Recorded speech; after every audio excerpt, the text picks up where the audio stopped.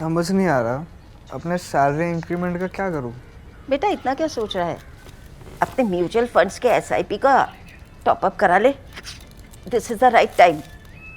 क्या? समझ में नहीं आया। बेटा इतना क्या सोच रहा है? अपने म्यूचुअल फंड्स का एसआईपी टॉपअप करा ले। This is the right time. अब समझा।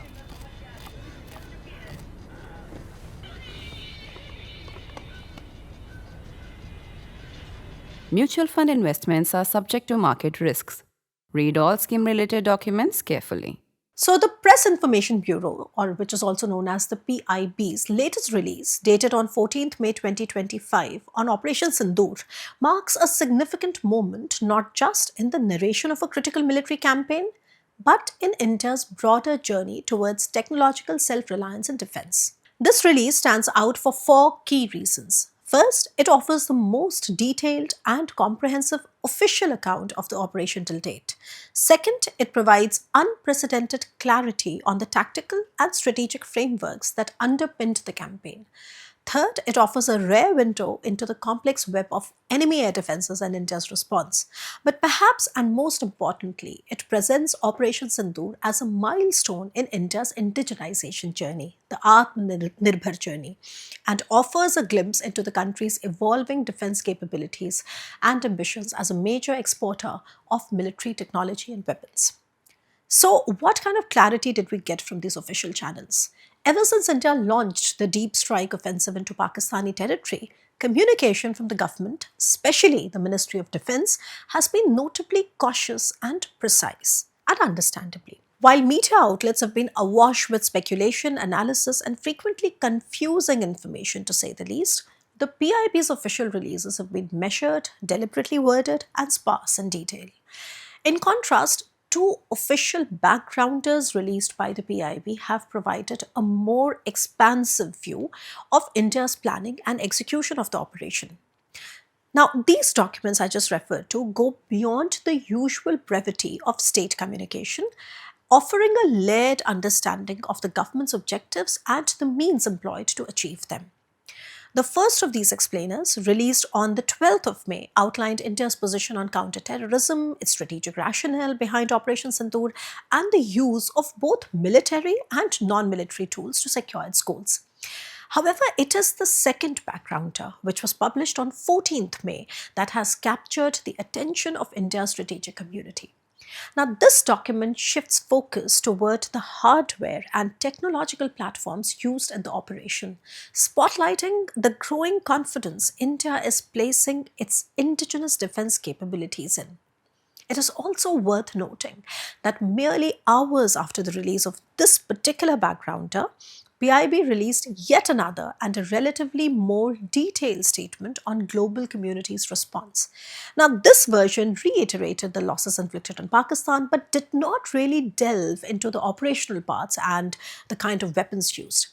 So, let's try to first get back to the 14th May backgrounder and deconstruct the weapons profile that has now been published by the government.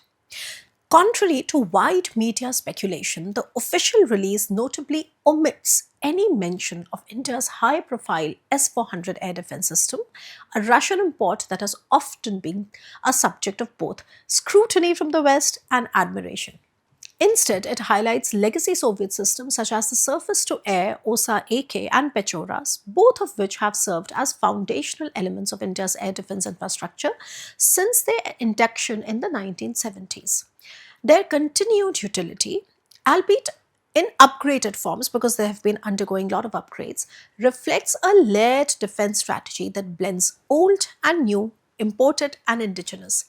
But you know what? It is the Akash surface-to-air missile, the SAM system, developed indigenously by the Defense Research and Development Organization, or the DRDO, that really emerges as the centerpiece of our air defense narrative. The PIB release describes its performance during the operation as stellar, a description that is not merely a matter of national pride, but also of growing international interest. You know why? Armenia, already a buyer of the Akash system, is reportedly monitoring its real-time battlefield performances with great interest. If this interest translates into further orders, India's aspiration to be a credible exporter of full spectrum defense systems will take a significant leap forward. Now, the release further lists neutralized threats of foreign origin, which means that what are the other equipment that we downed from the other side, specifically the Chinese-made BL-15 missiles, the Turkish origin UAVs, and commercial drones used for surveillance and limited tactical strikes. The specificity of this information marks a refreshing departure from the usual opacity surrounding such operations and serves to reinforce the argument that India is now both capable and willing to transparently showcase its military effectiveness. Then there has been a lot of focus on surveillance and satellite integration. You know, the narrative of Operation Sindoor is not limited to battlefield tactics and weaponry only. The PIB backgrounder that I'm referring to also sheds light on India's use of satellite surveillance, with ISRO's assets playing a critical role in ensuring operational success and real-time battle awareness. One of the key lessons emerging from the operation appears to be the need to bolster this surveillance capability further. A previous report released on the day the operation was launched had already indicated that there are official plans to invest in up to 52 additional reconnaissance satellites over the next 5 years.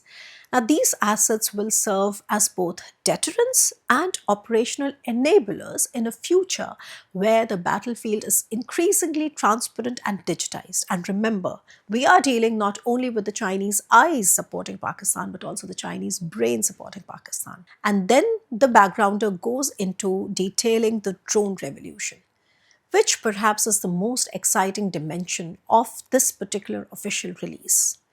You know, the focus it has done on the indigenous drone technology. While the DRDO has made, I would say, many efforts through programs like Rustam, Tapas, Nishant, Lakshya, and many more, their slow progress and delayed inductions have stymied India's full-scale deployment of drones across theatres. And you know, the reason is that most of these programs have not been able to meet the ASQR, or the Aerospace Supplier Quality requirements given by our armed forces. While the larger induction of Rustam and Tapas remains promising in the near future, at least that's what is reported, for now it is impossible to make the Indian drone industry cross the Rubicon without building efficiency, getting talent, and making the drone system more competitive.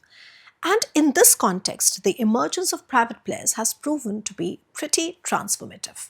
The release celebrates the debut of the Nagastra 1, a combat drone developed by Solar Industries based in Nagpur. Its successful deployment marks not just a milestone for India's drone warfare capabilities, but also a critical moment in the evolution of public-private collaboration in defense production. And here I must mention the role of the Drone Federation of India, or the DFI, which represents over 550 drone startups and 5,500 drone pilots, and their role have also been acknowledged. There is a specific mention in this particular PIB backgrounder that the drone market in India is projected at a value of about $11 billion by 2030, and this is going to account for around 12% of the global drone market. Needless to say, India's drone sector is poised to become a cornerstone of its strategic capabilities and export ambitions. But we still have to do some reading between the lines. While the release is rich in content, it also leaves room for interpretation due to some conspicuous absences. The S-400 system is not the only high-profile weapon which is not mentioned.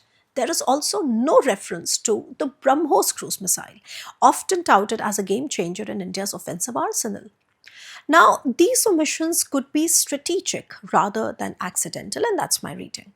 Since Operation Sindoor is officially ongoing and there is no confirmed ceasefire in place, the government appears to be withholding some operational details for reasons of tactical ambiguity and diplomatic leverage. And this is what we also saw at the DGMO video conference. So it is entirely plausible that future releases might fill these gaps, offering a more complete picture of the operation and further showcasing India's strategic innovation and technological maturity.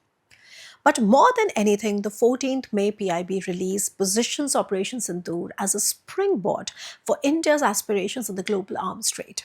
Until now, India's defense exports have been dominated by secondary equipment and dual-use technologies, which have often gone to friendly nations or strategically dependent nations.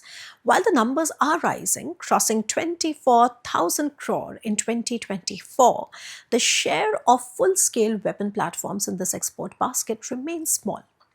Now, Armenia has so far been the only significant buyer of India's indigenously developed weapon systems. Moreover, this development might also go a long way in getting more orders for indigenously developed weapons from our own armed forces, easing the pressure to import. Going back to exports, Operation Sindoor may well mark the beginning of a shift. The successful deployment of Indian systems in live combat against a technologically capable adversary and their performance against platforms of Chinese and Turkish origin validates these products in a way that no marketing pitch would ever do. The MOD's goal of achieving 50,000 crore rupees in defense exports by 2029 no longer seems aspirational. It seems achievable. In fact, I would say it is becoming more inevitable. If this trajectory is maintained, though, the significance of the Operation Sindoor represents a movement away from dependency and towards self-sufficiency, from imitation to innovation, from merely assembled in India to finally make in India, which could make a compelling case for India as a trusted supplier in the global defense market.